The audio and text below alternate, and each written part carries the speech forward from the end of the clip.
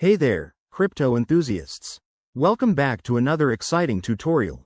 Today, we're tackling something that's super relevant in 2025. How to withdraw your Cardano from the Arculus wallet and send it straight to your Crypto.com account. Whether you're a seasoned trader or just dipping your toes into the crypto world, this step-by-step guide will make the process smooth and hassle-free. Let's jump right in. First things first. Make sure you have the Arculus Wallet app installed on your device and that you're logged in. It's user-friendly and secure, which is why it's a favorite for many. Once you're in, navigate to your dashboard and locate your Cardano holdings. You'll see a list of your assets. Tap on Cardano to select it. Next, look for the Withdraw or Send option. This might be represented by an icon like an arrow or a paper plane. When you tap it, you'll be prompted to enter the recipient's address. Head over to your Crypto.com app or website, go to your wallet section, and copy the Cardano deposit address. This is crucial.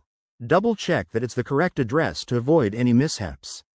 Now, back in Arculus, paste that address into the recipient field.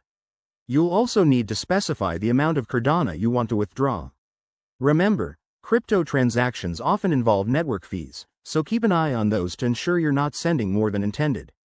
Review all the details carefully, amount, address, and fees, then hit confirm.